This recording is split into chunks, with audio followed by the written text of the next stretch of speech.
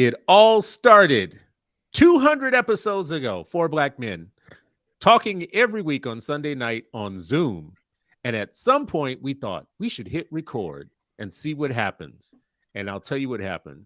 200 episodes later, it turned into a full-blown show, a full-blown podcast, a network, a family, a group of people who actually came together around the 8 million Black children and produced a hell of a lot of content. We are going to celebrate tonight. Let's do this.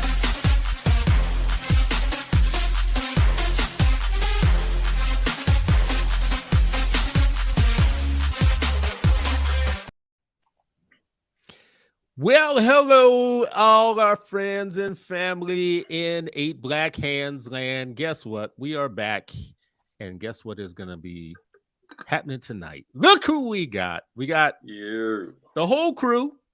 We got the original new edition, including Ralph Tresvant and all. Everybody, can you feel? So am I Ralph and that's he Johnny? That's what's no. Reef is Johnny. Well, the Johnny is new. He came later. Johnny was new. Yeah, I just want the metaphor. Johnny was one of several news. I want Reef. We should say at the outset, Ish has been kind enough to sit in there. I don't know what that means. Ish has been kind enough to agree to be with us through Black History Month. So as we come to his last night, which incidentally ends up being our 200th episode, guess who we brought back? Bobby Brown himself. Bobby fans the crack. Oh. Without the crack. That's my prerogative. Bobby was a bad boy, man. Bobby was cold. I don't think he gets as much credit as Bobby was cold. Bobby made all the money. Bobby made all the money. Let's be real. When he left, he made all the money. So show me some other Grammys in there. Show me some other in that other relationship, God bless the dead. Yeah. Okay, anyways, on a happier note, Random Ray. So folks, listen, I feel very good and vindicated about 200 episodes. Especially, let me just say a couple of things. Number one, wasn't planned to be a show, wasn't planned to be a broadcast, wasn't planned to be a podcast, wasn't planned to be any of that. Number two has been completely DIY, not funded by anybody. We all have jobs. We all have organizations. We all have other things happening in the world. And this show has remained completely DIY and independent. We have done live shows. Where have we done shows? We'll name some of the cities. Arkansas, I'm sorry, cities. You said cities. Little Rock. We were in Indy. We were in Pittsburgh. We did a show. Baton Rouge. Baton Rouge. West Philly. New Orleans. Philly, born and raised. New York. Did we do Minneapolis. Minneapolis. We did in a church, no less. We South Carolina. What was that? Charleston. Mm-hmm. See, man, we have Oakland. Oaktown. Sharif said Oakland, yeah. That was our first show was in our first live show was in Oakland. Vegas, DC. Yeah. I love it. We have done live shows. We have done special shows. We've had organizations have us come and do their annual virtual events, right? Mm-hmm. If it had not been, I'm just going to say something crazy. If it had not been for the pandemic, we'd be more famous than basketball. I don't know about basketball, but definitely the pandemic was a hiccup. Yes. Yeah. More famous than baseball, then at least. Okay, more famous than golf, because any sport that you can be fat and play is not a sport. So more famous than golf. What? I've missed y'all, man. This is. Thank y'all for having me back. I love it. Listen, let me ask y'all a question. What is so important about this show, about Black men having the space specifically to talk and dialogue on their own terms?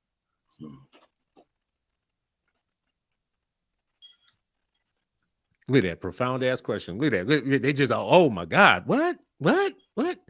This ain't class, y'all. I'm a guest. I don't speak till y'all call on me on this. You know what I'm saying?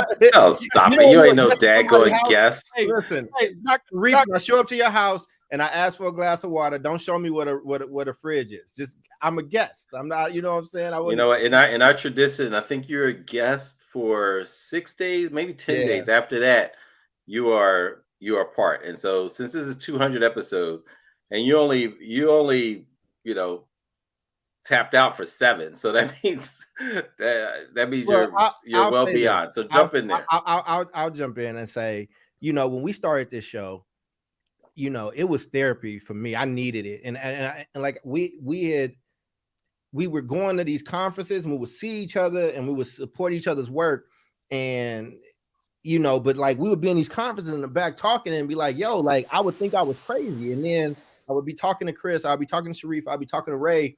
And it's like, oh no, we're not crazy. Like this is, we should start having these calls. And we would have those calls, and those calls kept me sane.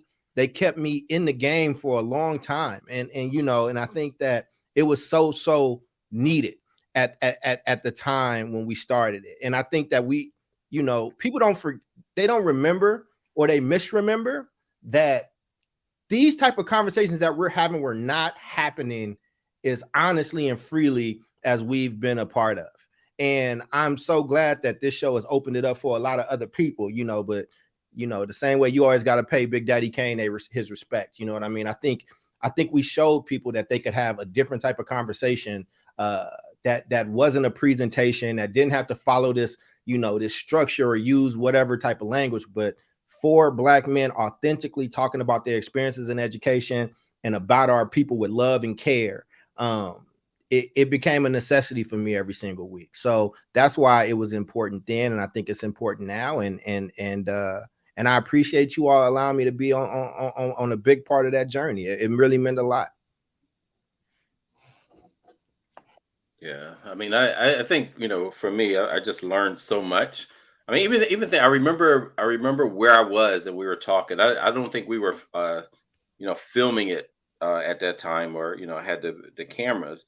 And I remember particularly Ray and Cole talked about Nipsey Hussle, and I had not heard of Nipsey Hussle, and it was like and they were like really shook up, like when he was murdered, but that caused me to go look into like what he was doing and what he had been up to, and just like his community facing work, and so I think for me it's been just a really interesting and beautiful learning journey, just hearing different perspectives. And I think that's my favorite part, that we are united around, the 8 million Black children and others, but particularly the 8 million Black children, and the different angles that people can, try to attack this work, and appreciate the nuances and differences that people may have. Look, I mean, this is my first time interacting with a Black Republican. I usually see him on Fox News, but this is my first time actually saying like, oh, I know someone who, what I mean? Like, this is my first time. Like, you know what I mean? You know what? I will say, put a plug in. Ray, you could jump in here, man. I will put a plug in. I don't think we knew we were so different when we started, because one thing that we had in common was that we felt like the world was trying to make us crazy. Like we, in separate instances, separate from each other. One of the conversations I used to have with Ray before we started doing this made me feel like affinity for Ray, because him and I have both been through similar things. We both have been through some things in this education game that I won't go into, but you feel very isolated and alone when you're going through it. And then Charles and I would have conversations on a separate part of the world, and there were folks trying to make him feel crazy. Right. Like, and then when we came together, it's hard to make all of us feel crazy together. Right. You got a Republican, an independent, a libertarian, a straight up Democrat on one show, but that actually really didn't show as much as 4 brothers that had been through some things. Yeah. Yeah. I mean, since you put it on me, I'm forced to speak. I'm taking it all in. I got my bro back. I'm super excited to see Dr. Cole. Been watching him from afar do his thing. Not even from afar, from a close, because that's my man. And to have him back, I'm in a celebratory mood. I put in the Johnny Walker Blue. Man, we ready, man. Let's get to it, man. What we talking about? Let's go. He's drinking. He's drinking. I mean, for people listening and watching, Ray is drinking. Just. I mean, I hate to state the obvious, whatever. Let me ask y'all a question. Just about that was a question around kind of what does it mean for us to have this space and to be able to kind of know that we're not crazy or whatnot. How do you answer though? Because we have all heard it. People thinking that this should be some space that it's not. Like, it's not sufficient just to be Black men. We need to bring in some. Let me dance around the topic a little bit.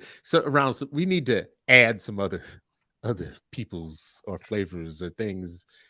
I mean, can we just have this and not have to have it be about that? I feel like I talked all the way around the question, but you did. You did. It's all right. It's all right. I'm trying. In the answer, it will be illuminated. Oh, good. Okay, you answer first then. Yeah, I'm fine. I mean, because I think we've all heard it, and whereas as for Black men, sometimes and not just in this space, in other spaces too, it's just like, y'all are incomplete without maybe a women's perspective, or you are incomplete without other people's perspective. And it's not, the thing about that I love is that, like, no, we're making space for us as Black men. We're recognizing that we have a unique experience, just like other folks, other groups of people. Like, we can have unity and also carve out space for us as well. And it's not like we've never had sisters' perspectives and voices and experiences in the show.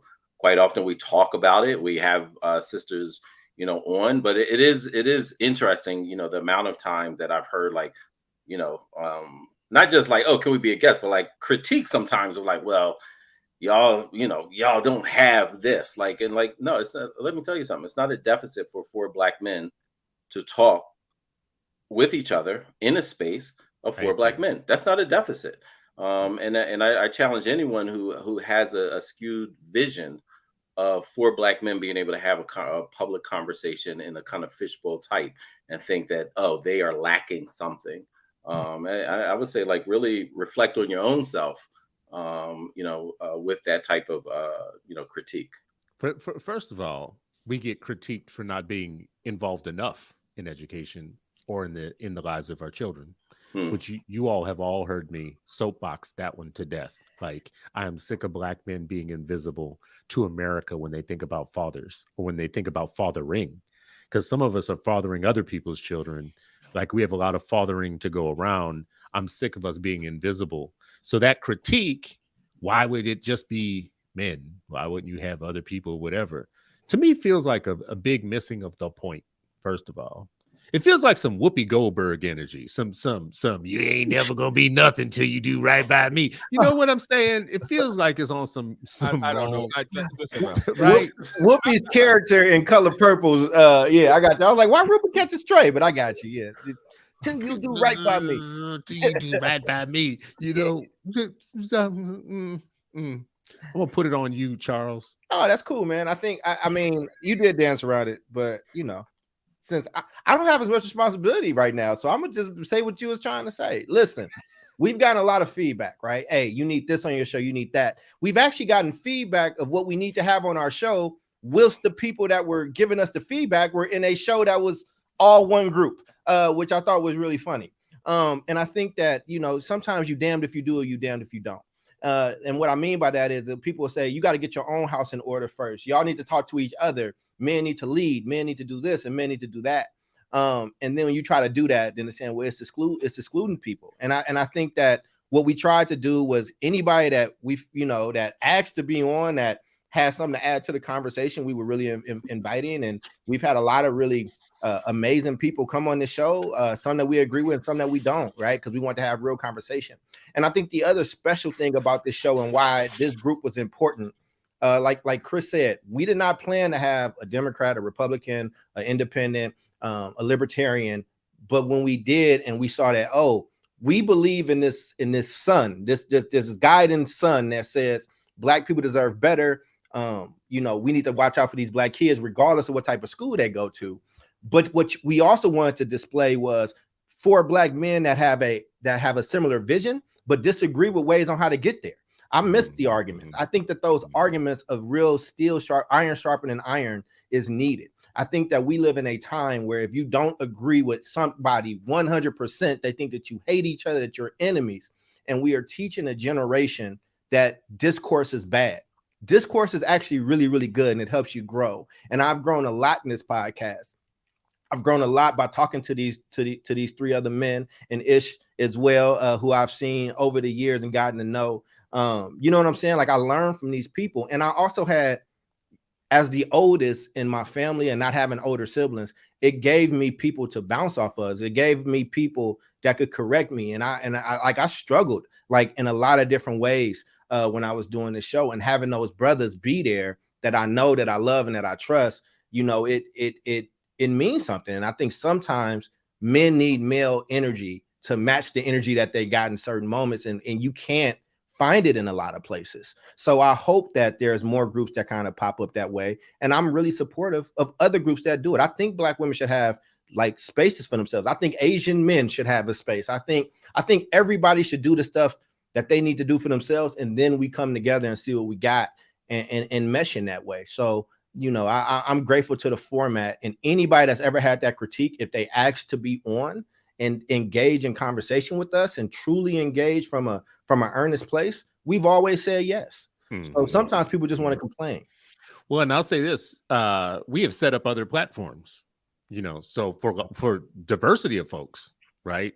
I mean, there was a time where Ray was like setting up a podcast broadcast a day, for different persons. Yeah, just you know, like, and to the extent some of it stuck. And some of it, you know, people got to prove whether or not they were about that life or not. They got to prove whether or not it was like what they wanted to do. And there was a range of people. I mean, women, men, some that were parents, some that were educators. And it all came off of this platform, which I feel very proud of. It was like it opened up doors for other people. Ish, I want to bring you in on this one point. You've been here for about 6 shows now. You were with us through Black History Month. That was a big gift for us to have you here. But as you come to a wrap on your Black History Month tour. No, residency. Okay, yeah, like Las Vegas or something like that. You experienced the disagreement. Right. I feel like more than almost any guest, you caught it over several shows. How was that for you to go into a space of black men and have all the black energy and know that most of the time we were disagreeing, but we were still able to be agreeable? Like, how'd you experience that? I mean, it goes back to what Dr. Cole was just talking about. It's a space where folks can disagree without being disagreeable.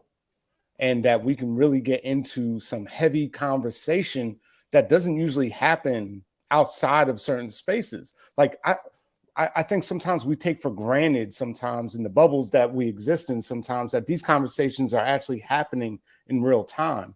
So I appreciate just the ability to sit with y'all and disagree and throw out some ideas that, you know, I can talk to folks that I deal with, but not necessarily exist in the same orbit as y'all do, right? And from a union perspective, from a perspective of, you know, the Black radical tradition, in which I like to think I'm part of that intellectual genealogy, right? I think that these type of conversations need to happen even more. And I'm just blessed to even be in a position where I can be disagreed with. Sometimes folks just be like, you know, give deference because, you know, you're a black man, you talking that smack. I'm like, okay, that's Ishmael that's talking smack, right? But like here, we really engaged in these conversations, in these disagreements, leaned into them, right? All 10 toes down. And that doesn't happen. And I'm super humbled to even be like asked to come during Black History Month. You know, the episode we did around the unsanitized Martin Luther King, like folks are still hitting me up about that conversation. And it's like that gave them something to think about. And I think that's what was produced. You know, for my time, I had something to think about. You know, whether we're talking about like standardized testing, I had to go back to the drawing board and be like, okay, I'm not all against testing, but this is what I'm against. Woo! He caught it on testing, boy. Woo! That was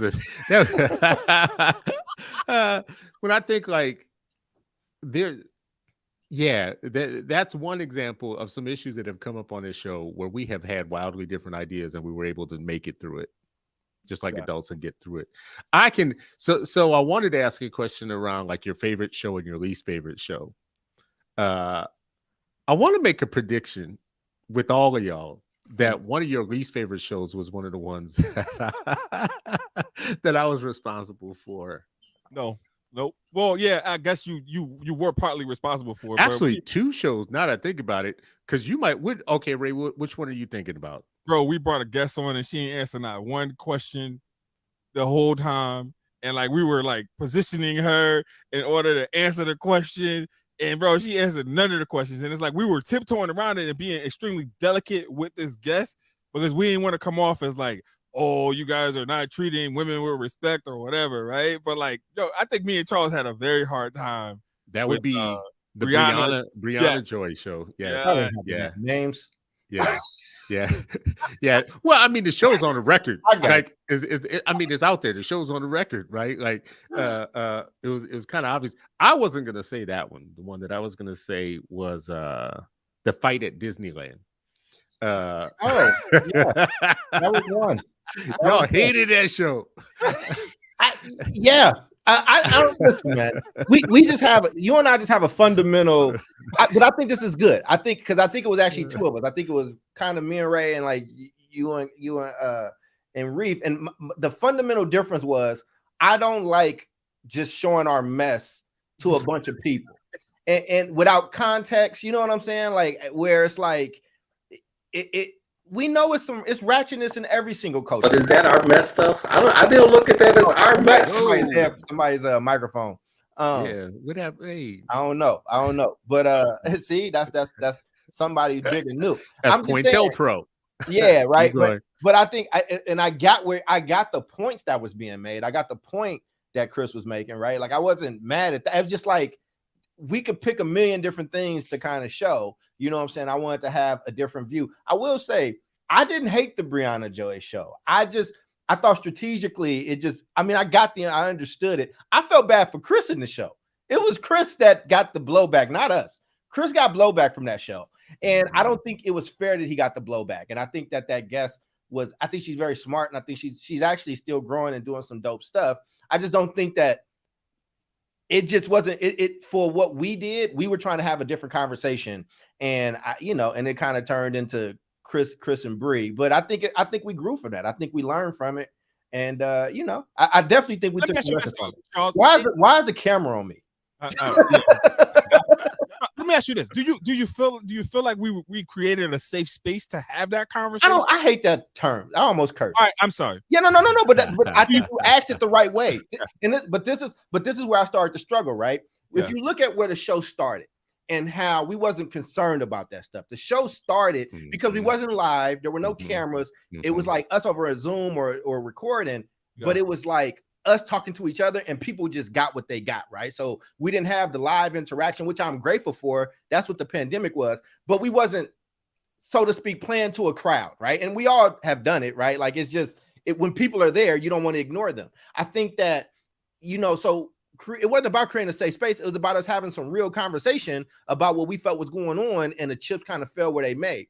But but we got bigger, we got successful. And with success comes responsibility, and some responsibilities that you didn't really ask for. I didn't ask to be, I didn't want to be the face of this movement or that movement or whatever. But then people would be at us, right? Like, oh, y'all got this platform. You can't say this without saying that, and you can't do this. And then when you try to be respectful to everybody, it waters down a real conversation that we would have. So we might have made a space safer for other people, but we made it more dangerous for ourselves. Appreciate that. But you would agree that we've had some really dangerous conversations when the mics are off, right? Oh God. Yeah. So, and with full knowledge that what you just said is true, the Spider-Man principle, like with great responsibility, whatever. Come on, man. Great power comes great responsibility. Yeah, right. Like that. Like there was a part of which where the platform wasn't big enough to care. So we just said what we said, and then it did come with some responsibility at some point. I don't know. Like, I disagree with y'all. I disagree with you on the Disneyland fight for one reason. Mm-hmm. I do agree to some extent on the like not showing all your mess all the time. Mm-hmm. I also agree with there's fair game in kind of cultural phenomena. Mm-hmm. We can't pretend like nobody sees it, right? And if we're not leading the charge on discussing what is going positive and not going positive with our own culture, mm-hmm. it's going to be left up to somebody else to have that conversation, right? It's not like the conversation is not going to be had. I prefer it be had by intelligent people, mm-hmm. like than exploited without any context. I don't think we talked about that particular incident without any context or without any background, right. or without any insight, or not the way that other people were talking about it, because other people were talking about it from a place of ignorance or malice, malice towards us. I don't think we were approaching that conversation from malice. Anyways, when you have like a show that has a spectrum from liberal to conservative, I can see why a incident like that wouldn't ring true the same way for everybody, like the need to even address it. What are some of y'all least favorite shows? That was one I predicted would be your least favorite. Most favorite or least favorite? I don't have to go negative. You don't have to go negative. What are some of your favorite shows, favorite guests, or least favorite shows, least favorite?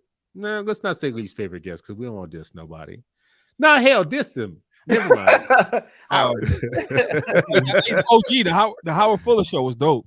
Yeah, anytime Howard is on. I was about to say, like, wherever Howard goes, that's a dope First show. guest, one of our biggest shows of all time. Yeah, that's cheating. Yeah, that is cheating. And Dr. Carr, did we have him on this show? Or did we have him on Freedom Friday? No, Freedom Friday. Freedom Friday. Okay. Mm-hmm. Hey, Charles, Howard is cheating before this shit turns into Freedom Sunday.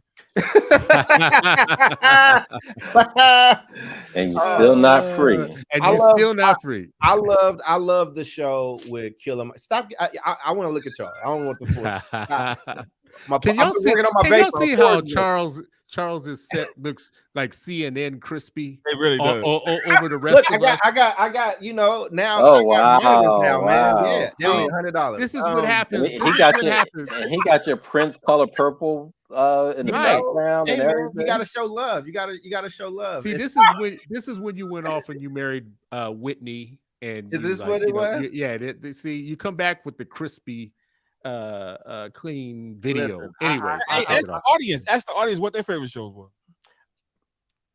That's a good question. Audience members, let us know. I was gonna say I love. We had some really good guests. I love the Killer Mike show. I love Killer Mike. I love him. Like, so for me, he represents, like, I grew up loving Ice Cube, and he reminds me a lot of Ice Cube. And him, and even though a lot of people didn't see it, the Jalen Rose show. I mean, these people mean something to me in different ways. Like, I grew up watching the Fab Five. You know what I'm saying? Like, I was a fan of what Jalen was doing at his school, and just I think he's a real personable person. And Jalen was very honest with us, and even off camera, I was asking him some stuff, and it came into fruition. That he and his wife were still together at that time, and then they weren't. But he just had some real game for me off mic, and I appreciated it. And the Killer Mike moment, like I said, I think Killer Mike is one of those people that's really good at what they do, and actually has an opinion. And I think a lot of people have a thought about him, and then they hear him talk, even if you disagree, like, oh, that actually makes sense. And I might not agree with him, but the way he says it is dope. So those were just some that I was just really, really happy to have. And then the sister from Baltimore, Santa Liz, I just liked her. And I liked her for the show, but I liked her. She was so grateful. Like, she was so grateful afterwards. And I feel like she just poured into us, like, even after that. Like, I feel like she'll still randomly send stuff. And I just, that reminded me why Chris kind of does what he does. And Chris has always kind of been like, yo, these superintendents and school leaders, or even like just how we met Ray, they not in a position to be able to fight how I can fight. And she was the epitome of, it's a lot of stuff I want to say, a lot of stuff I want to do, but she carried herself with such grace And even on the show, she didn't necessarily let loose, but I felt like it was such an emotional catharsis, like cathartic moment for her being able to do the show and have people stand up for her. And so I think those three are three outside of like Fuller and a few other people that I really remember. You know what I'm saying? My favorite shows have been our live shows. We did a show in Little Rock that was dope because number one, it was a historic town, and the people that we met during the day before we did the show, it was dope. We met folks in the community, went to a Black radio station that just had like a ton of information and knowledge and background for us. We went to the high school that had been integrated years ago with the yelling, screaming white folks against Black folks type of high school. And then the show that we actually did, it was interesting because we conservatives had us there, but we were able to do it our way and meet with the community and talk to the community. And there was a part of that show where a father in the back stood up. And he said something to the effect of, how come we don't hear more of this stuff coming through on a daily basis? And he kind of just made a declaration that he wanted to be a problem for anybody that was going to create problems for his kids. And in that moment, I got chills because I was like, see, this is invisible to the world, and this is what I want to see more of, right? Black men on stage, rousing a community where a brother stands up and says, I've been in all these feminized spaces, but I have something like I'm a warrior for my children. And this message, I wish this message was coming through in other ways. That was powerful for me in that moment. And it lasted me for another 6 months. Mm-hmm. Like they have him say that and whatever. It was fuel that we were on the right track. Reef, jump in here, buddy. Yeah, I mean, I was trying to like think. I don't know if I have a single favorite one. I enjoy so many, but I think the ones that I appreciate the most is when there is a level of disagreement, on a topic, or when there's like a real deep perspective. Like each of you have shared, things about your lives, your upbringing, experiences that you've had, where you're, to use Ray's term, more vulnerable in this public setting. And I think that's just really powerful. I mean, when you look at the narrative about men, about Black men, and where they're guarded or stoic or just have this traditional way about them. And I don't think, just in itself, it's a neutral thing. Being stoic is neutral. I don't think that's a negative. Being private, I don't think that's a negative. But I do think that there's power at times to share things that can, help others again, think like, okay, I'm not crazy, or being able to connect on a deeper level, or to be able to just learn from and be like, I understand you better as a human being. And so I think there have been so many instances of that, throughout the shows. And so that's what I appreciate. I appreciate the, sometimes having this healthy tension about, where we are, where we were, where we are, what we're thinking about in the future. And I love when we, are able to discuss our families as well, and just like the impact that they've had, and which is part of our why. So often when we talk, our families, our communities, our work is such a part embedded in our spaces. There's so many people who have jobs where they can shut it off and then just go and do something else. And in our work, we're unable to do that. And I love that I'm not able to do that. And it's good to have a space where you can kind of, decompress and unpack some of it, because it's complex, and it's sometimes it's really tough. Bro, that show in New Orleans with NPU, shout out Carrie, but it was the show that we got to interact and engage with your mother, Reef. Yeah, that show was dope for me, bro. That was. Yeah, like I think one reason I'm still on Facebook is for memories, and like when that comes up every year, like that's if I had to choose one, because of that significance. Like that's what I would you know, because it's still like it comes up and I'm like, oh man, I remember it distinctly. I remember her excitement going there, and I remember her excitement more excitement leaving. And that was her that was her only time seeing us you know, live, you know, and she would of course listen to it, but like, you know, that was powerful for me. And she said a ton of supportive stuff Absolutely. to us on that trip. I mean, yeah, it was like straight up just keep doing what you're doing, keep fighting. Like it was so powerful. Now I do want to tell a side story about that particular show.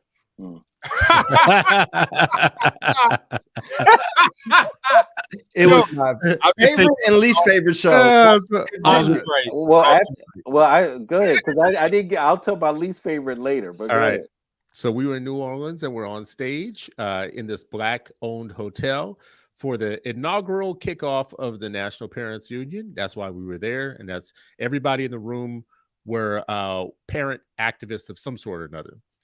At some point in the show, after we said all this stuff about Black children, a white woman in a fur coat stood up and said, "What about the white children? All I hear is all this black people of color. Black. What about the white kids?" I said something as Van Jones as I could possibly say in the moment. I channeled Van Jones. I said some shit about, well, you know, we're gonna need a multiracial coalition if we're gonna win. This is the most Bayesian thing I could say, right? It's like all beige and blah blah blah. I appreciate you making that statement right now, brother. Charles was like, F this shit. That is not. I did not. I did not. He didn't say that. He didn't say that. He said, "Go to hell." No, he didn't say that. No. He said something like, listen, I get all that, but I want to stand up for what we do and for what we're talking about, whatever, and not get sidetracked or whatnot." It's so funny because that particular woman, with all her privilege and all her fur and all that stuff, wouldn't let it go and chased us down after the show and whatever, and had made a big deal out of it. And I was just like, you guys need to understand how to engage audiences different or better, blah, blah, listen. So she stalked me for like 2 years on Twitter and came after me multiple times and blah, blah. And eventually I turned into Charles. 2 years later or something, I on Twitter had the moment that, so Charles, with apologies, yes, with apologies in the moment. I appreciate that. It only took you know what, 2 years is better than never. So thank you. I will say, you know, this is where I started to learn about myself, though. And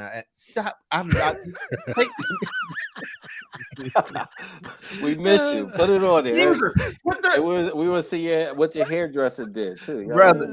I mean, you know, I got a good one. I gotta get it touched up tomorrow. But I would say, with respect to that show, and I did not disrespect this woman. What I said was basically how I started the show today, right? When people ask why don't we do, you know, things for other groups, and what I said was, there's work that we need to do with Black kids and for brown kids, and that's what I'm prioritizing in this conversation. And I said, I understand that you might have a white child that has an IEP and is being mistreated. And I said that there's a place for that work to happen. And once we all do that, we should come together. And this person felt disrespected because I didn't bow down to that. But I have to shout out, you know, this is why Sharice's Mother was one of the reasons it was one of the best shows we've ever done. I have to give a shout out to Carrie, who actually did have my back afterwards and in that moment. I am still being called a bully by that lady online, by the way. I was in an article, 6 months ago, that where it referenced that. And some people came to my aid. But the person who really, like Vivette Dukes, that's where I met Vivette Dukes. And she talked to me about that and how much that meant to her, that somebody stood up for her and what she was talking about. Like, she cried. Like she like really cried and like thanked me. And I randomly got a call from her like 4 or 5 months ago. I don't know what I did, but I randomly got a call from her and she just was still so grateful. And I think what I started to learn about myself was, it's like, I don't have a problem fighting, but at sometimes I'm like, damn, all right, I don't want to be, it's cool being a contrarian, right? Like, I don't have a problem standing on my stuff, But I'm like, damn, I don't want to always be at war. I don't know how to be a peacetime king. I only know how to be a wartime king. And part of the reason, even when I transitioned from this show and I left a lot of different things, I'm like, I've just constantly been perpetually in like a war. And I want to know what it feels like on this other side, because my life is not that bad. Like, things are not terrible, and I'm trying to fight for these people. So when you said that about that show, it's reminding me of that. But yes, I've been called a bully and all kind of stuff since then, and I do not have the temperament that Raymond, Sharif, and Chris Stewart have, and I'm working on it. But babies are born with temperament. I don't know how, if you can change your temper, but maybe not temperament. So take this damn screen off of me, man. But that is Listen, I'll take it anytime anybody tells me that I have temperature control or temperament control. Hey Charles, you brought Memphis Lift out. You don't watch it unless you here. Hey man, hey, I love me some Memphis Lift. My people, you know what I'm saying? I love them. You know, Sharif texted me and said Renee is you know, Renee be having different favorites, but it's all good. The Memphis Lift got love for me, man. I appreciate it. But that was both one of my favorite shows and one of my least favorites. Because you know, there was a time in my life where I was really unbothered by what other people thought and felt, and like, you know what I'm saying? And I don't know where that started to change. I don't know where it started to annoy me more, where I just had no more patience for it. And that was the start of that.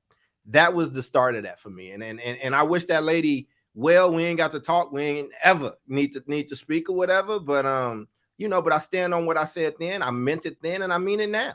But this is why it's important for me, though, to have a circle like this. Though, when I said earlier that we have all been through some things, that incident where a person like that, full of their privilege, tries to take your livelihood away from you, or tries to expose you publicly in ways that are meant to create risk for you in a lot of different ways, is something that, as Sharif tries to bring Black teachers into schools, some of them are going to encounter. Mm-hmm. As Ray works with principals and tries to get Black males to be better principals, some of them are going to encounter that from people either on staff or people in their community. To be Black and to be in education and to have a leadership role of any sort is meaning, or to be an advocate or an activist is meaning that someone is always going to try to call your boss. That's in a way that doesn't happen with another group of people. Mm-hmm. I'm just going to be real clear about this right now. People are calling my funders right now to try to shut me up on multiple things right now. It is not liked what I am saying in the world right now. My message to the world right now is not favorable for everybody. And there are literally people picking up the phone trying to call and make it so I can't continue doing the work that I do, right? That person that you're talking about actually has been calling me a racist online for the last 6 months or whatever, and is part of a crew that is trying to do that. Ray, you know what I'm talking about in terms of, if you're a principal, you're going to face some things like this. Even as a teacher, you might face some things like this. So my message about it is, it's going to come whether you want to or not. How are you going to handle it? Because right. Being resilient Black people and standing in your glory and standing on your truth is I've said it a million times. The devil is not concerned with you until you're truly doing God's work. Until you fly close to the sun, you'll never get burned in any way, shape, or form. So you can live a completely apathetic life where you're not doing anything that's controversial. You're not saying anything. But how many Black people are you going to save when there are things that need to be said? There are things that need to be done. Things need to be challenged. So I think we need groups like this where we have each other's back and know that we're not crazy when that happens. I fear for the people that are isolated, for the new teachers, for the principals, for the superintendents. I've seen it as a school board member. I've seen the back room of what that looks like. You have a perfectly good individual who is trying to do great things for kids, and they are getting beat up by people in the public for political or racial reasons. And they have both of their hands tied behind their back because professionalism prevents them from swinging. And believe me, some of these people with these degrees would swing if they could. That's where we come in. That's where activist people come in. Others, because we could worry less than they have to worry. I feel like I'm on a soapbox, but I so appreciate you're not. I hear exactly what you're saying, but then I think that the conversation needs to shift, though, right? I think the conversation needs to become like, what are we doing in order to kind of actualize the things that we're doing, so that we're not beholden to philanthropy, so we're not, so that we're our own bosses, and they don't have the ability to call and do those types of things that they're doing in terms of like calling funders, calling board chairs, and trying to silence us in terms of what we're saying. It's kind of, it gives that feeling like racists don't ever want us to have shit. They don't ever want us to be great. They don't want us to advocate for our kids. It's sad, man. It's heart-wrenching. And so for y'all, like what kind of things can we do, or what kind of ways can we pour into other people so they're less dependent on philanthropy and more thinking about how they can raise their funds in order to run their businesses the way that they need to run them? I mean, I'll just say one thing. Charles and I have had this conversation a lot privately. Once you have slept in a car in East Oakland as your primary residence, it makes it hard for people to think they can take something from you and it's going to crush you, right? I think you have to be willing in some ways to lose some things if that's what it takes for your people. I think the problem is we get so safe sometimes with all of our grants and all of our nonprofit industrial complex relationships that we forget that sometimes the struggle is a struggle. And sometimes when you are willing to risk it all, more things come to you. Mm-hmm. Right? A couple of funders drop, a couple of funders come on because they want real fighters. They want real people. They want real things. You might lose a couple. You might win a couple. That's my answer. I'll open it up to the rest of y'all, though, as people who have lost some things. Well, I just want to hop in real quick because I think this speaks very clearly to really our duty and our responsibility, not just to our children, but to our ancestors, right? And if you look at history, the fact is like when you're really doing the real work, you're not going to be supported by this system. And that's just a fact. Like while folks were talking, I was dropping like mad quotes into our personal. You dropped 3 quotes. Yeah. That's mad quotes. That's mad quotes. And our John, like Lerone Bennett, like an educator in the system of oppression is either a revolutionary or an oppressor, right? That's real. Like Amos Wilson, many of us use the idea that I am a professional as an excuse not to become humanly concerned or politically concerned with our situation. Like it becomes a point where it's like we have to be honest, and sometimes we get lost within the functions and feeding our families and like all the real material concerns that we have. But at the end of the day, it's like, are we trying to be good materially, or are we trying to get our people good? And that is not the same thing. And those things come into conflict ultimately, because like, yeah, they might give you some trinkets. They might give you some like kudos as you go along. But at the end of the day, they really don't like what we're talking about. You know, all we got to talk, you know, like that Dilbert dude said, you know, black people is a hate group because they think that whiteness as an identity is problematic. Whiteness as an identity is problematic. Well, I will say we are a hate group. We hate injustice. We hate injustice like hell. So sometimes the devil calls you what they are, right? Like that's the way projection works. You call people what you are, right? You call civil rights racism. You know, you call racism a picnic. I don't know. It's just it's like always flipping things around. But right, I think you're right. I think you're right. Like you know, this revolutionary, like you're not going to get Charles, me, Ray, Sharif to say something that is counter-revolutionary for our people. If you put us on the spot, make us say it, even if we're going to lose something in the moment. I think we all have a bit of professionalism. We all have the ability to be professional, but we're not going into Candace Owens territory. Well, Ray is Republican, so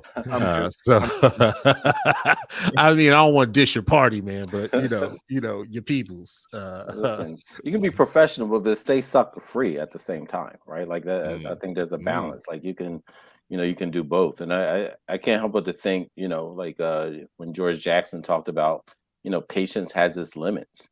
But if it goes too far, it's nothing but cowardice.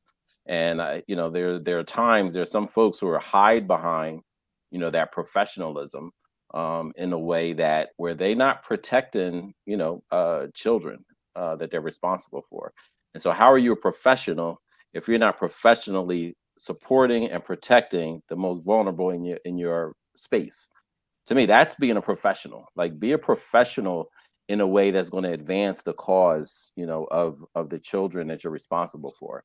If you're not doing that, and I get it. Like, yes, there's and we've all talked about this, and with shout out to Aaron Stark and Sheila Mallory and Chris Johnson, where we would break and others, Keith Arrington, all these guys, where we would break our huddles and say, like, and look each other in the eyes and say, don't be afraid to get fired for children tomorrow, when we left our meetings. And I think there are times, and we've spoken about this before, where there are people in certain situations and they may not be able to, and that's not everybody's lane. But somebody got to be in that lane. Mm-hmm. We can't all abandon that lane. And I get, like, everybody has to be a part of the movement in the spaces that make the most sense for them. And everybody can't play it safe. And so, there's going to have to always be a group of people that say, yeah, you know what, I will make the sacrifices necessary to give other people cover, to make sure that I'm pushing it even more. Like, the whole idea, Ish mentioned it earlier, the Black radical tradition means something. And if we don't have the Black radical tradition, none of the other stuff will work. King doesn't work without Stokely, the Panthers and Malcolm. It doesn't work without some level of Black radical tradition. And when we say radical, it just means being very forthright about, the humanity, protecting the humanity of Black children. That's what radical means, those days and these days. But it's really the most simple, basic form of humanity. Where you cite that definition? Where is that? Where did you cite that definition of radical? First of all, go look up Black radical tradition and then hit me up. All right, go look it up first and then hit me up. But here's some of the magic that I think the show has. Don't give me the full screen. I want to full screen. No, please don't. No, I can focus better if I can look at you all. I think I think about the last live show that we all did together in Philly. And I think about after that, all four of us had different people approach us for very different reasons. And I think that this podcast, because after I just listened to both Ish and Sharif, it's very difficult to be an Ish and a Sharif. And I mean this, like, I truly mean this. I've told him this. I think Sharif is just anointed. He just has, I know he's Muslim. I know we don't have the same religion, but as the folks would say, I hope that don't come off like, disrespectful, Reef. But like, my grandmother would be like, that boy got an anointing on him, right? Like, where he lives in this tradition. He lives around like this radicalism. He knows it. He grew up in it. And, and I know we joke with him about it, but Reef had an upbringing, and we've met both his parents at this point, and it all just makes sense. And sometimes we would tell Reef, like, bro, everybody don't grow up with this thing that you got. I think that Chris has this temperament for the internet, this ability to agitate, but to stay focused and not really get rattled, but stay super consistent on it, right? Like, in a way, I tell them all the time, like, when he tags me or something, I say, okay, are we like just like, are we about to like go into whatever, or you just like rattling cage? Like, let me know, because I'm going in a different way. I think Ray is somebody who puts numbers on the board in his school, right? Like, Ray is the person that if you're talking about what you do in schools, before you finish the sentence, he's looking up your scores, he's looking up what you have. And I think for me, one of the things that I think that I did and that I spoke to was, I'm not a freedom fighter. Let me just say it. Like, I do freedom fighting, right? Like, I might do these things in a moment. There was a point when we was in the podcast, right? And like, I felt a lot of pressure that I got so tired of reading anything about education. Like, I just was done. I just was like, and I think like Reef would talk about these things and he'd be like, yo, this is what needs to happen. And then I would be like, well, this is what got to happen on Monday. And I think that is needed because it could be a lot of pressure for somebody coming from a place like the reason I did the podcast. I put a lot of bad in this world and I want to put more good than bad. I wasn't a crazy dude. I didn't do illegal stuff, but there's a righteousness that I think that kind of comes with some of this. I ain't a righteous dude. I don't want to be your kid's role model. I don't want to be your role model. Here's some information I got that can help you use that shit or don't use it.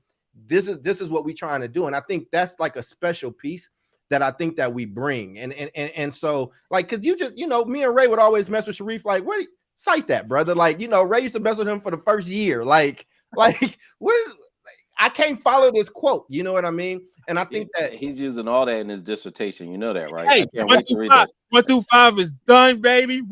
Congratulations. And I know I'm long-winded and I'll shut up after this, but you need that, and you need a group of people that can have that type of balance, right? Because there are some people that ain't coming home and reading, African like psychology, right? They're not gonna read Naim Akbar at the crib. I actually do love Naim Akbar. Sharif and I have that in common. But like some people are just working 9 hours a day. They coming home, they want to make sure their kids are safe. They kiss their wife on the forehead. They want to turn on ESPN and sip a beer and not feel like they completely, useless to this thing because they hearing so much different stuff, right? And we had so many people that's on so many different parts of the spectrum that I think everybody has somebody that they love on this show and that they hate on this show, and it can probably change from one episode to the next. I think that's what makes a good show. I don't want to watch a show where everybody agrees and says the same thing because we don't need the rest of you cats, right? It's like, and I think that you got a rich conversation, and I'm really just the fact that this got to 200 episodes, people, it is hard to do this stuff. Like, I know it looks easy. I know it's a lot of different personalities, and we are brothers, and brothers fight and argue, and there are things that are happening, and some days you ain't got it, and some days people got it, or whatever the case is. So I do hope that the people that are here that have been on that journey, that you just appreciate what that was like. And I got to a place where I just left everything, you know what I'm saying? And it's like, and I'm still kind of in that space, right? And I had to do that. And Sharif and I had I'm not gonna go into our personal conversation about it, right? But Reef was like really there for me. And I think when I was talking to him, he heard something different, like in my voice, like, yo. And without this group of men, I don't have people where that is, right? Because my family is in a different place than a lot of other families are. And my auntie is my favorite. That's like my best friend. I got people, right? But I don't have a type of situation where if I go to certain people in my family talking about my problems, it sounds like bragging. You know what I'm saying? Like, I'm just, and that's not putting nobody down from where I come from. You get what I mean? And so having that balance and having that space, I had so many different things coming at me from different directions that my equilibrium was off. You know what I'm saying? It's hard to go from prepping and sitting next to a Benioff in a board meeting, and then prepping for a type of conversation that we having with 8 Black Hands, and then like pulling like a gun off of somebody like it within the course of like 2 or 3 days, right? So it's different when I'm in this air space and people flapping off at the mouth, and you like, wait a second, hold on, what is happening right now? Like, I'm off of it, right? And so, I think when we talk about Black mental health, is buzzwords in it, but I think that a lot of that stuff actually played out here, and I think that there are some special things about 8 Black Hands that will always be with me, and I just wanted to thank y'all for that, and I wanted to give that realness and that honesty, because we do this show, it's y'all's now, but it started out as being able to be a space where we could work through stuff with each other, and you just got to be privy to the conversation. Well, we can't do that as freely because we do got a lot of different eyes on us, and there are consequences to those things. So, I just hope people do appreciate those sacrifices that were made, that they may not have, some they may have seen, and some they may not, or they would never see. Yeah, I'd have to say that I think that America is ignorant about Black males, Black men, our private thoughts, our private thinking, our struggles, the things that we live interior worlds that we carry around that nobody gives a damn about. Nobody really cares about, to be very honest with you. This is just me, one person talking. When I think about America's outlook on the Black male and the Black man, even some of our own contribution to that outlook and that contribution, it's mostly one that doesn't come from a place of care and caring and concern and wanting to know the deep riches, the nuances, the internal life. It's so simplified. It's so simplified and stereotyped and marginalized in a way that's maddening for a lot of people. And that madness, sometimes you have to carry it with you in alienation. You have to walk around alienated from lots of people, including your own family, and sometimes, right? Like including the people around you, including community people, in a way that I don't think it hits everybody else the same. I just don't think that, like, I'm sure somebody's listening to this and say, well, that's all men, or, you know, that can happen to anybody. That's not a male thing or whatever. I think it's different in so many ways. That's understudied, undervalued, not talked about enough. And then when you see a black man with a problem, you want to attribute all kinds of other stuff to it, except for the alienation that you have put them through for long periods of time, right? So it, to me, is positive when black males are, number one, leading organizations to get other black males into education and to be before children. It's positive to me when I have so many people in my network that teach or educate as part of their maleness, as part of their contribution as men to life. I feel like blessed that my network is rich with black men doing nurturing, amazing intellectual things, right? And some of them are poor, some of them are rich, some of them are middle class, many of them are many different things, but they are contributing in a way that America doesn't expect them to do. And they're not doing it for any damn accolades. On this program, we have had Teachers of the Year. We've had people running big ass systems. We've had people that have broken all kinds of like academic expectations for themselves, right? People have come out the deep South and now live in New York running $100 million budgets and stuff like that, right? So, and that's even with all the alienation. That's even with all the doubt, the belief gap, the being taught since you were 2 years old or 3 years old or 5 years old. Shut up, sit down, don't do that, don't touch it, don't go near it. I told you, blah, blah, blah, blah, blah. That's the attitude that we have with black males specifically, a lot of that. I think Cat Stevens has a song where he says, from the moment I could talk, I was ordered to listen, right? That's, I think, the attitude that I'm so glad our network breaks. Everybody on this show, every one of you. Still in our 40s. Who's was that? Who's the Stevens guy? Cat Stevens? You don't know who Cat Stevens is? You don't know who Cat Stevens is? I will give you I will hand my card over to you. No, I don't. Uncultured. Oh my God. Oh my God. Who is it? He's like one of the best folk singers of all time. Oh my God. Keep that to yourself. oh damn. You know what? That's a matter of fact. Like Bob Dylan, Cat Stevens. Speaking of like what you just said, Chris, like that's one of the songs that we actually played it. That might have been Freedom Friday. We do need to make this Freedom Sunday, Chris. You know, bring more enlightenment and culture. That's right. Cultured in it. But you know, like, so he has a song out, and we played it on, I think, Freedom Friday. But it's basically talking about a little boy, and you know, it made me think about the black men you were talking about. The little boy kept talking to his teacher, kept saying, "Stop coloring like that. You know, color this way. This is the rules." Blah, blah, blah, blah. And then it broke him. You know, then he went to a new school and the teacher's like, well, why are you only coloring that way? And he repeated what his teacher used to say, like, no, I have to do it this way. You know, I have to conform. And the new teacher's like, no, like, it's freedom. It's like, open up. And he's like, no, I can't. Like, by that time, he had already his mindset had been shaped in a very particular way. And we have to be so careful about the messages that we send. So it's a really dope dope song. Yeah, he's Yusuf Islam now, but Ray didn't hear him as Cat Stevens. I know he ain't gonna know Yusuf Islam. So like, forget that. You see this public shaming of black men that happens. In some spaces it's okay. In some spaces it's okay. And some places you earn it, right? like the cookout, right? Anyways, as we come to the end of our 200th episode, I would just love to do what we always do, which is a wrap of final words from everybody on this show.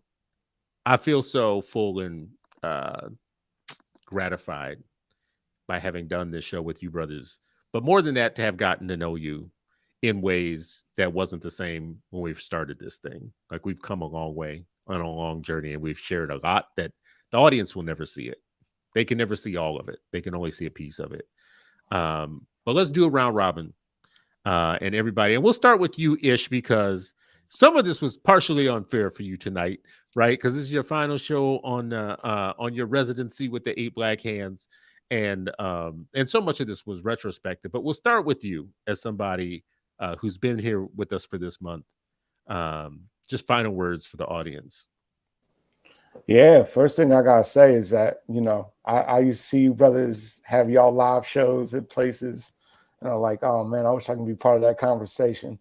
So being a part of the conversation, even on a limited time, has truly been humbling, and I feel more than like grateful to the work, even if I don't agree with people 100% of the time. Something that people always have a tendency to tell me. But for me, it's more than that. It becomes kind of a space to be like, okay, this is what I think, this is what I believe. I'm going to put it out there to the world. And that I've seen y'all wrestle with it, with some of the ideas that, you know, I've shared. And I've wrestled with some of the ideas that y'all have shared with me. And it is truly a humbling experience. I hope to come back at times and not to lose the connection with y'all. You know, even from the first time I met Dr. Cole at EdLock conference, you know, from the first time I've spoken to, you know, Sharif's mom attending a conference that I spoke at, and she just came up to me and started like waxing philosophical, you know what I mean? Like, it becomes a larger conversation that we're all a part about, you know, all a part. And it's something that doesn't have a conclusion. And I hope to, you know, contribute later to a deeper level of thinking and conversation when it comes to what's important for our children, especially around education and liberation ultimately. So I just love y'all. And I don't say that lightly. Appreciate you, brother. Appreciate you for being on and for adding so much value. Things can get stale after a while too. If you don't have somebody that like does seriously disagree, like the standardized testing issue of which I'm right. You know, if you don't have people come in and shake up your thinking, gets a little stale, gets a little old. So this has been a good run with you here, and we'll definitely want to continue the conversation and the dialogue. Raymond, how about you, brother? What do you got for final words? So final words for me tonight. I just completed chapters 4 and 5 of my dissertation. I'm ready to hit send. Hopefully I can defend this thing this spring. I'll definitely defend this spring. But thank you to you guys for allowing me the space to be able to bounce ideas off of you. And thanks for all the unanswered emails when I've sent you guys chapters to read and all that motivation, you know, when we talk about Black people in this space. But lastly, and most importantly for me is that, man, I want to pick up my homie, man. I want to pick up Charles.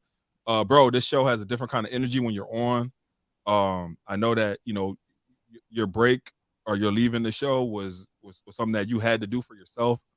But I hope and pray that you coming back to the show was something that you have to do as well. And that's where I'm at. That's my energy. You see how like you don't just put on the spot. You know what I'm saying? Like altar call. Altar call. Now, if there's anybody in the church that needs Jesus right now, come to the front. And if you don't, you're going to hell. And I'm not gonna call you Dr. Ankrum. I know it. Okay, just ahead of time. I just want you to know. I'm all out of doctors right brother, now. We call everybody in salute in this country what they want to be called. I call you whatever you want to be called, brother. You tell me what to call you, I got you. Ray. Okay, I'll call you Ray. Sharif. Yeah, listen, Cole, it's great to have you on again. And you know what, I hear you about not putting you on the spot, but you know, I full-heartedly support you know what Ahi Ankrum said.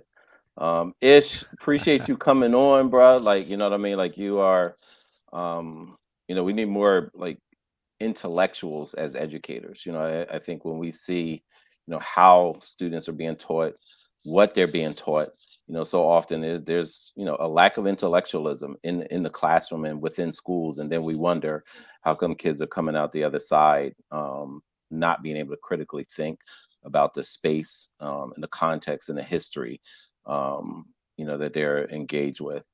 And listen, this 8 Black Hands, as and I've said this before, and because this is 200 episodes, for those those who have not heard it, listen, I came to some of this part kicking and fighting. I disagreed with these three brothers about the creative direction of the show.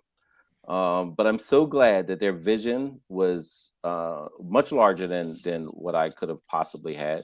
I'm so glad that they had far more courage about this type of work than I could have ever mustered. And I really appreciate, you all pushing me, pushing each other, pushing yourselves, to be able to reach, the 50th episode, let alone the 200th. So I'm in awe of like how you all think about some of this work, and about communication about the work, communicating, and uplifting important messages, around the space. So I'm grateful for that. I think it's been incredible to, be around you all, and learn how you think about messaging, about various tactics that are necessary in any movement, and really just thickening my understanding and helping me to shrink, the many blind spots that I have in this space. So thank you. Mm-hmm. My final word on all this is to say that I appreciate all of you for actually signing on to do this for so long, and to be together. Like we have been doing this through many weeks, and we have been there for our audience almost every week, like in a long succession of meeting or Zoom calls, and then podcast, and then a video broadcast, and we stuck with it and we did it. And I'm very appreciative of that. I also would like to say that this has been completely DIY. We don't have a grant for this. We don't have funding for this. At some point, we had a little bit of support to try and figure out what we were going to do with it. But what you are seeing, folks, honestly happens for two reasons. One, because of these brothers that actually give their time, their energy, their resources, and their kind of their talent to make this happen. It also happens, though, because we have a great group, number one, of Patreon supporters who've been supporting us for a long time and not asking for a lot from us, which has been very helpful, more helpful than I think that they would know. And we have been trying to actually get out of DIY mode and be able to be more giving to that community of folks, because we are, like I said, full-time job people. We got full-time jobs. Some of us like one runs a school, one runs an organization, another runs an organization, another runs an organization, right? We employ people. We, there's stuff going on, but we want this, and we think this is important. And there are people who are in our comments right now tonight who've been with us for so long. What many people don't know is there's a book club every week of people that have been with us for a long period of time. Before the show, they actually have a communal learning opportunity where they learn together, they read, they're organized, they push forward the ideas that they're reading, and they've done it from our platform and through our name and through organizing. And they've been our most consistent group of nurturing people. Like, they've been a small community of folks. And I can't end this 200th episode without lifting up the fact that we've got people in the comments right now. Mama Toya, L. Michelle Johnson, Jamoke Hinton, Tanae, and Jennifer. I could keep going down the list of people that have organized things for us. They run a whole Facebook group that is more active than our Facebook group, our very own. And that is the way movements and things always seem to work out, is there's always this group of people that don't get all the credit for how much they're doing and moving the thing forward. But in terms of our organization, to any extent that we are organized and we are being successful, a big part of that is this family, this community of folks that you'll never see on the show. Some of them have been on the show, But you don't see all that goes on behind us. And I just want to call that out because this is a community effort. That's the way this show works. We don't have some big grant to make it happen. If you are listening to this and you're connected to grant making organizations, if you are the spook by the door in any philanthropy, Not the spook. we would love you. We would love for you to make our dreams come true and fund a full tour of the 8 Black Hands, because we want to go to every city and declare a state of emergency for Black academia and Black academics and Black student outcomes. And we would love to come to your city and your town. We were treated very well in Indy by a local group that wanted to bring us there to sound the alarm on the state of emergency. And that was a great show. We would love to do that more. Anyways, if you are listening, make it happen for us. We appreciate you all. This has been the 200th episode. A final thought, brother? That is my final thought. I said, you want me to have a final thought, brother? Oh, did you not have a final thought? did not. I'm so sorry. It's all good. No, your time has passed. Anyways, thank you all so much for all right, brother. Have a final thought. I will say this. What's gonna happen? This has been great. Boom. This has been really, really great. And like I said, I left a lot of things. I didn't just huff and leave the 8 Black Hands. I left a lot of things at the same time. I'll be remiss. Since I'm not underprivileged anymore, when I left the hospital, I served since 2016, and the kids and some of our sick kids at the hospital made me this artwork, man. And one of the things that I wish that I could talk about, but I couldn't, just because hospital stuff is different, just around what you can talk about and what you can't. But I'm not underprivileged in the same way anymore. Just been working really hard to end sickle cell, and those hospitals in California have been working really hard. I love those kids. They sent me that after I stepped away, and it definitely makes me emotional. I would say this: I am so grateful to have been able to be a part of this. We really caught lightning in a bottle, and and I think the way this show started out it started out as a necessity. It was a necessity for us. And we started out saying this, and people think it's in jest, but it's real. Like, so we would not go crazy. What is this thing about Black men going crazy? You know what I'm saying? And like, we don't have those conversations in earnest ways. And I think that 4, and I'm gonna count Ish as 5, powerful brothers being able to come together and really speak that power, not just like like in the ether, but like, yo, these are people that's trying to make this stuff happen every single day, that's having to make those sacrifices. And I think I just hope that everybody's really felt the blessing that's come from it. It has blessed my life in a lot of different ways. And I hope that you all as listeners, it has blessed you, but more so than just blessed you as a form of entertainment, like that you've really been able to take some tools from us. That's one thing that we really all worked on, was to make sure that you had stuff that you could use on Monday, that you could use next Monday. I really hope that you took from this show, and that you continue to take from the show, that we are on our own, but if we come together as a people, that's more than enough. And I really hope that people took away that there's brilliance in our communities and in our people. And we don't have a problem working with anybody else. Anybody that want to work with me and help me out, you know what I'm saying? That's a blessing from God. It's a gift from God, but I don't expect it. And I think us as a people, if you got anything from this 8 Black Hands show, is we got to stop expecting a system to do things that it is not going to do. It is never done. It is not in their best interest to do, but we are smart enough and we wise enough. And so I just appreciate Ray, Chris, you know what I'm saying, Reef. I appreciate the brotherhood. I appreciate the pushes. I appreciate the fights. I appreciate when we get on each other's nerves. I appreciate the way we show up for each other. I truly love you cats. And I mean that, you know what I'm saying? And I think for anybody out there that's feels like that watches our show, or you watch some other people and those names have gotten big and they playing in that social justice space or whatever the case is, I really, really hope that you're not cosplaying. Like, I really hope that you don't put that pressure on yourself. I'm not even saying it from a place where I'm getting at you. I'm saying it from a place where that shit will get lonely and tired after a while. Make sure that you eating on some real meat for your community.